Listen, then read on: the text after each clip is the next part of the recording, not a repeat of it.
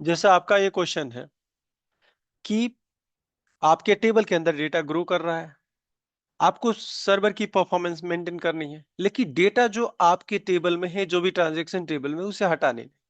यही टारगेट है। यही स्ट्रेट फॉरवर्ड क्वेश्चन है ना। सर थोड़ा सा इसमें यह है कि मतलब कि जो भी अपना डेटाबेस है ना, वो अब तक का जितना भी है सारा हम्म। रहना चाहिए नहीं, सिस्टम डेटा पे। रहना चाहिए। इट मीन्स डेटाबेस हम नहीं बात कर रहे हम हैं। जो भी आपका एक टेबल है, उस टेबल में day by day data grow कर रहा है। अब आपको परफॉर्मेंस का इशू आ रहा है, तो आप क्या कर सकते हैं? आपको क्या करना है? एक रिस्ट्रिक्शन है कि आप डेटा को आर्काइव नहीं कर सकते हैं, यानी डेटा को हटा पर्ज नहीं कर सकते हैं। यही टारगेट है। Yes sir. अब देखिए, पहला मेथड, जो अगर ऐसे सिचुएशन आता है कि मुझे डेटा चाहिए, तो जो भी आपका एप्लीकेशन चल रहा है, सपोज कीजिए कि मेरे पास अकाउंट टेबल है और कुछ ट्रांजैक्शन टेबल का ही एग्जांपल मैं ले लेता हूं। सपोज कीजिए ट्रांजैक्शन टेबल है, ओके। इस ट्रांजैक्शन टेबल में इनिशियल जो इंफ्रास्ट्रक्चर के अकॉर्डिंग, इसमें मान लीजिए कि शुरू के रिकॉर्ड काउंट 5 है। इस समय का करंट कॉन्फ़िगरेशन रैम हमारा है 16 GB, ओके। और सीपीयू है 4 कोर, भी core, virtual core CPU, okay. ये हमारा कॉन्फ़िगरेशन। अब 4 कोर सीपीयू है। कल के डेट में ये ट्रांजैक्शन की काउंट मैं बता रहा हूं, इसकी रिकॉर्ड काउंट नियर अबाउट, इसका मैं कर लेता हूं कि नियर अबाउट हो गया 100 GB, ओके। इसकी डेटा साइज काउंट हटाइए, इसकी डेटा साइज इतना ह्यूज हो जाती है। अब इसको ट्रांजेक्शन, जो भी आपका परफॉर्मेंस होगा, एप्लीकेशन का परफॉर्मेंस स्लो होने लगेगा। ठीक है। तो इसको मेंटेन करने का दो तरीका है। एक तो कि जो भी करंट लॉजिक चल रहा है आपके टेबल के अंदर, सपोज कीजिए ट्रांजेक्शन हो तो ट्रांजेक्शन में एंट्री हो रही है, तो अब मैं बात करूंगा कि अब यूज केस डिफाइन करूंगा कि कहां पे यूज होती है ये टेबल यूज केस। इसका यूज केस रिपोर्टिंग में होती है, ओके। तो रिपोर्टिंग के अंदर ये ट्रांजैक्शन टेबल का फ्रीक्वेंट जो डेटा यूज होता है, जो फ्रीक्वेंट डेटा यूज होता है, उसका डेट रेंज क्या है?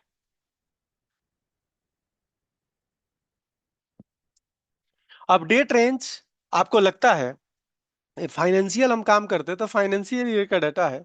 जैसे मैं कहता हूं 2000, अभी करंट चल रहा है 2000 आपका 23-24, यही चल रहा है। तो कंपनी अधिक से अधिक क्या कर रही होगी? डेटा, जो मैक्सिमम डाटा यूज जो कर रही होगी, ये आपका 2000 आपका 22 हो सकता है। 22 का फाइनेंशियल ईयर का डाटा देख रही होगी, FY। 22 से 23 देख रही होगी, 2023। और 2023 से लेके फाइनेंशियल ईयर 2024 तक, इतना से अधिक का डाटा नहीं देख रही होगी फ्रीक्वेंटली, ओके। यूज केस की बारे में बात कर रहा है कि फाइनली अगर एप्लीकेशन यूज कर रहा होगा, लेकिन हो सकता है ये फ्रीक्वेंट यूजेज है, ये फ्रीक्वेंट है, ये बार बार क्वेरी जो चल रही है। लेकिन कभी कभी ये हो सकता है कि कभी भी डाटा, 10 साल पुराना डाटा, 10 ईयर ओल्ड डेटा को उसको कैप्चर करना है, मान लीजिए ये यूज केस है। लेकिन ये जो प्रोबेबिलिटी है, ये अगर मैं कहता हूं 90% से लेके 95% है, तो ये 10 ईयर का डाटा पूल करने के लिए या 5 साल का डाटा पूल करने के लिए जिसका पॉसिबिलिटी प्रोबेबिलिटी है 5 to 10% है, मान लीजिए। ये हो सकता है केस। कंपनी का हर डेटा को कोई, मैंने फ्रीक्वेंट यूज जो करता होगा, हो सकता है करंट फाइनेंशियल ईयर, या हो सकता है 1 साल, 2 साल, 3 साल, उससे अधिक का डाटा वो नहीं करता होगा। ये कंफर्म है। तो आपको एक मैकेनिज्म बनाना है कि डेटा तो आपका होना चाहिए, डेटा डिलीट नहीं होना चाहिए, आपने कंडीशन ये दिया। तो ट्रांजेक्शन का एक मैंने हिस्ट्री टेबल बनाया, ओके। हिस्ट्री टेबल में जैसे आपका यूज केस के अकॉर्डिंग, ये 2022, 23, 24, 3 साल का डाटा आपको चाहिए, 3 ईयर डेटा चाहिए। 3 ईयर का डाटा मेन टेबल के अंदर मैं रखूंगा। ओके, 3 ईयर का डाटा इस मेन टेबल में रखूंगा। बाकी जो ओल्डर देन आपका 3 ईयर, वो डेटा मैं रखूंगा हिस्टोरिकल टेबल के। जब यहां पे डेटा रखूंगा और इस टेबल को फाइनली ट्यून करके रखूंगा, इसकी क्या होगा, ये शेड्यूल बेस्ड जॉब होगा कि जब भी डेली का काम होगा कि इस टेबल में से 3 साल का एक दिन भी पुराना डेटा है तो इसमें लाके डंप करें, और 3 साल से केवल डेटा इसमें रहेगा। यानी कि 3 साल 2 दिन की बात करता हूं तो 2 दिन का डाटा इसमें रहेगा। ओके, अगर 10 साल का है तो 3 साल का डेटा इसमें रहेगा, और आपका 7 साल का डाटा इसमें रहेगा। और इस टेबल को मैं कंप्लीटली फुली ट्यून करूंगा, जिसमें आपका इंडेक्सिंग प्रॉपर होना चाहिए, फ्रेगमेंटेशन इसमें प्रॉपर एक फिक्स होना चाहिए, यहाँ पे फिक्स होना चाहिए फ्रेगमेंटेशन। ये डिपेंड कर सकता है कि आपकी यूज केस क्या है। तो ये टेबल हमारा सबसे अधिक कैपेसिटी का टेबल है, तो हो सकता है कि इसकी डेली वेज का शेड्यूल हो।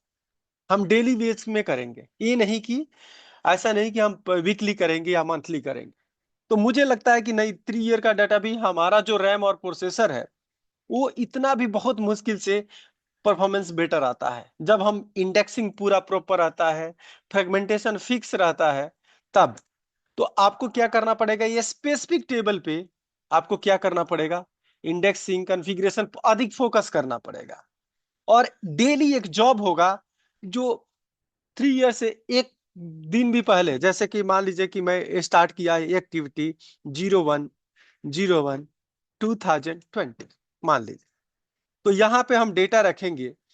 मैं बात कर रहा हूं और करंट रनिंग है जो आपका है, मान लीजिए कि 30, आज आपका हो गया कौन सा डेट, 29, ये हो गया आपका 29/03/2024, 25 बेसिकली। तो यहाँ पे 3 साल का डेटा रखेंगे, और जो भी एडिशनल डेटा होगा वो आपका ऑटोमेटिक इस हिस्ट्री टेबल में जाएगा। हिस्ट्री टेबल को भी हम उसका इंडेक्स फिक्स करेंगे, लेकिन इसको वीकली या मंथली करेंगे, क्योंकि इसका यूटिलाइजेशन ओनली 5 to 10% है। कि अगर मैं इसको लगा दूं ट्यूनिंग रिबिल्ड करना, रीऑर्गेनाइज करना, तो इसमें मान लीजिए कि 10 साल के डाटा में 7 साल का डाटा, तो 7 ईयर्स का डेटा यहीं पे है। और 7 ईयर्स को डेटा को ट्यून करना, फ्रेगमेंटेशन फिक्स करना, रिबिल्ड करना, रीऑर्गेनाइज करना, उसको टाइम अधिक लगेगा। और 3 ईयर को आपको लेस होगा, लेस टाइम लगेगा। तो बेसिकली इस टेबल को आपको फोकस करना है कि आपका बिजनेस कंप्लीटली इस टेबल पे डिपेंडेंट है, क्योंकि वेबसाइट के फ्रंट फेसिंग में यही टेबल है। इस टेबल को तो केवल रिपोर्टिंग पर्पज से है। और एक और भी बात, जो बंदा 7 साल का डेटा निकालेगा वो एक्सटर्नल बंदा नहीं होगा। जैसे अब एक और बात करते हैं, लेट आप एग्जांपल लीजिए, बैंक, बैंक स्टेटमेंट। आप कोई कोई बैंक देखते हैं कि आपका 3 ईयर का ओपन रखता है ट्रांजेक्शन, कि 3 ईयर का बैंक स्टेटमेंट आप देख सकते हैं। लेकिन मैं आपसे कहता हूं कि नहीं, मुझे 20 ईयर का बैंक स्टेटमेंट चाहिए, तो ये आपको डायरेक्टली मिलेगा नहीं, आपको मेल करना पड़ेगा। उसके data warehouse team, D DW वाले जो टीम होंगे, data warehouse team, basically वो एक्सट्रैक्ट करेगी डेटा और वो आपको शेयर करेगी, और सेम डे में आपको नहीं मिलता है। वो आपको कुछ टाइम लेती है, हो सकता है उसका एसएलए 2 या 3 दिन या 5 दिन या एक सप्ताह का होता है। तो आप ऐसे कर सकते हैं, डेटा डिलीट नहीं कर सकते हैं, हिस्टोरिकल टेबल में डालेंगे। क्योंकि जिसका यूटिलाइजेशन कम होगा, आपका यूज केस के अकॉर्डिंग लगता है 3 नहीं, 5 ईयर का डेटा मुझे चाहिए, तो मिनिमम 5 ईयर का आपका कैपेसिटी जो सीपीयू और रैम होना चाहिए, ये प्रॉपर होना चाहिए 5 ईयर के डेटा के अकॉर्डिंग। और बाकी डेटा हिस्टोरिकल टेबल में जाना चाहिए तब। और ये इंडेक्सिंग वाला प्लान स्पेसिफिक उस टेबल के लिए डेली बेस होना चाहिए, कि जो भी फ्रेगमेंटेशन होगा, डेली एक दिन का डेटा इसमें जाएगा हिस्टोरिकल में, तो इसका फ्रेगमेंटेशन भी फिक्स करे। और आपका आपका इंडेक्सिंग जिसका करना है, जैसे रीऑर्गेनाइज करना है, री इंडेक्स करना है, अपडेट स्टेट करना है, वो होता रहेगा बेसिकली। क्लियर है क्या? Yes sir. सर एक क्वेरी इसमें थी कि जैसे अपने हिस्ट्री टेबल बनाई है, तो सर हिस्ट्री टेबल और फिर आर्काइव टेबल में क्या डिफरेंस रह जाएगा? क्योंकि अपन शायद आर्काइव, थोड़ा सा इनके बीच में डिफरेंस बता दो। नहीं, देखिए बताता हूँ। जो आर्काइवल टेबल हम लोग बोले थे, यहाँ पे हम्म। क्या होता है, एक ऑर्डर होता है, ऑर्डर टेबल, एक ऑर्डर हिस्ट्री टेबल होगा। तो अगर आप ऑर्डर हिस्ट्री जब रखेंगे, तो जो भी आपका ऑर्डर, अब यहाँ पे क्या होता है, मान लीजिए कि एक ऑर्डर टेबल है। अगर टॉप लेवल की बात करें तो एक ऑर्डर होगा और एक ऑर्डर डिटेल टेबल होगा। और मैं इस ऑर्डर टेबल का, मैंने आपको बोला कि हिस्ट्री बना दो। तो इसमें तो आपको हिस्ट्री मैंने फिक्स किया ना कि ये काम करो, ये डेटा डाल दो, इतने ईयर का डेटा डाल दो। लेकिन यहाँ पे कंडीशन है कि कोई भी एक ऑर्डर निकालेंगे, ओके, वो ऑर्डर के अकॉर्डिंग हर ऑर्डर का एंट्री इस ऑर्डर हिस्ट्री में होना चाहिए। ऐसा नहीं कि इसका जो ऑर्डर का जो आपका एंट्री है, जैसे एक ऑर्डर है और उस एक ऑर्डर का ऑर्डर डिटेल 5 है यहाँ पे, ऑर्डर डिटेल 5 है इसके। जैसे कोई भी ऑर्डर करते हैं तो एक ऑर्डर आईडी जनरेट होता है, उस ऑर्डर के अगेंस्ट में ऑर्डर डिटेल बनता है जिसमें जितने भी आइटम होते हैं। जैसे मान लीजिए कि मैंने बुक खरीदा, पेन खरीदा, या जो भी आइटम खरीदा, तो उसका डिटेल डिटेल में होता है।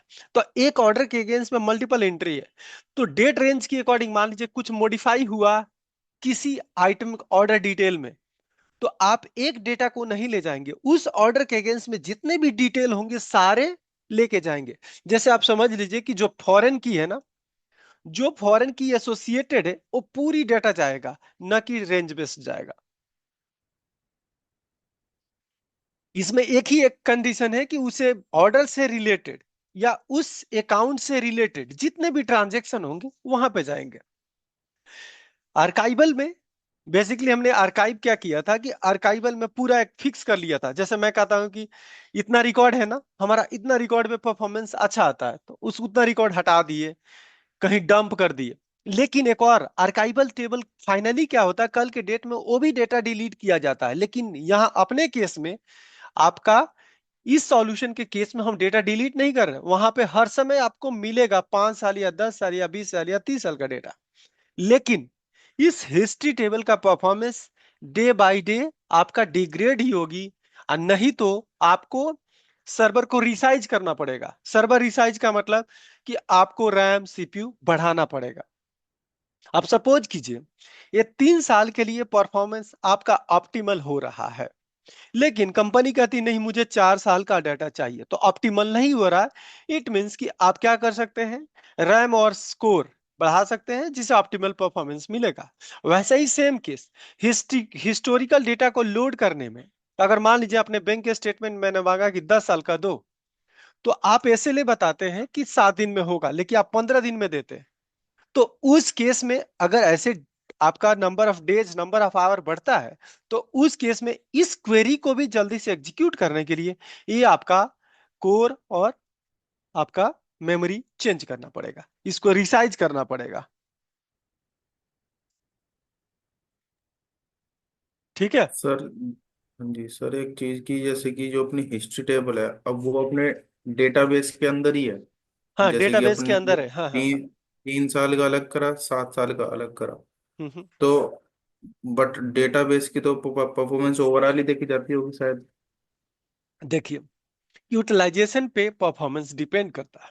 अब मान लीजिए कि एक टेबल है 500 GB का, 1 TB का, ओके, लेकिन वो टेबल यूज ही नहीं हो रहा, तो जस्ट लाइक अ फ्लैट ही है ना, वो हमारे लिए यूज कोई मतलब नहीं है। समझे? वो परफॉर्मेंस डिपेंड करता है जब भी आप रीड करते हैं, राइट करते हैं, अपडेट करते हैं, डिलीट करते हैं। जब आप यूजिंग टच ही नहीं कर रहे, मान लीजिए कि 100 GB का टेबल, ये वाला 7 साल का डाटा है, 7 साल का डाटा 5 से 10% आप यूज करने वाले हैं, तो क्या होगा, परफॉर्मेंस डिपेंड इसमें है। जब आप 3 साल का डाटा आप यूज कर रहे हैं फ्रीक्वेंटली। अब एक बात बताइए, एक टेबल पे क्वेरी एक बार चलाते हैं और वो आपका 10 साल का डेटा निकालता है, और मैं ये कहता हूं कि एक टेबल पे मैं हर सेकंडों में, मिली सेकंड में एग्जीक्यूट करता हूं, तो कौन आपका परफॉर्मेंस डिग्रेड करेगा? 3 सर्वर। देखिए, जो सर्वर पे आप मान एज अ डीबीए जब भी काम करें, आपको देखना है कि हम्म। कौन क्वेरी बार बार एग्जीक्यूट हो रही है। अगर बिल्कुल। बार बार सेकंडों में आ रही है, इट मींस कि वो आपको परफॉर्मेंस खराब कर सकती है। आई और एक बार ब्लॉक हो गया मान लीजिए, हम्म। जो दिन में एक बार चलती है और वो भी आइडियल टाइम में चलती है, तो वो आपका परफॉर्मेंस का वहां इंपैक्ट नहीं है, क्योंकि उस समय प्रोडक्शन आवर है ही नहीं। मान लीजिए 100 जीबी का डाटा है, ओके, या 500 जीबी का हम्म। डेटा है, उसको मैं रात में रिपोर्टिंग करूंगा, जैसे कि as a data warehouse, जैसे बैंकिंग के लिए आपने कहा कि मुझे चाहिए 20 साल का स्टेटमेंट, तो मैं प्रोडक्शन आवर में थोड़ी चलाऊंगा उस सर्वर पे, क्योंकि जब भी मैं उस 20 साल वाला टेबल को एक्सेस करूंगा, तो फाइनली उसी का सर्वर और मेमोरी सीपीयू यूज होगा, तो परफॉर्मेंस तो डिग्रेड होगा ही। लेकिन उस टाइप की एक्टिविटी ऑफलाइन आइडियल टाइम में किया जाता है, समझे? सेम प्रोडक्शन आवर समझे। में नहीं करेंगे। बैंकिंग का टाइम, जैसे कि मेरा पीक टाइमिंग, मैं कहता हूं कि 9 बजे से लेके 5 बजे तक है, तो इस टाइम में नहीं करूंगा, नहीं तो पूरी बैंकिंग सिस्टम आपका स्लो हो जाएगी। जब इस टाइप के जैसे कि लॉन्ग ड्यूरेशन का मुझे निकालना है, तो उसका जैसे रात में शेड्यूल होगा, 2 बजे रात में, 3 बजे रात में, मॉर्निंग में, ओके, तो इस टाइप का सेटअप आपको करना पड़ेगा। Clear? Okay sir. Okay, thank you.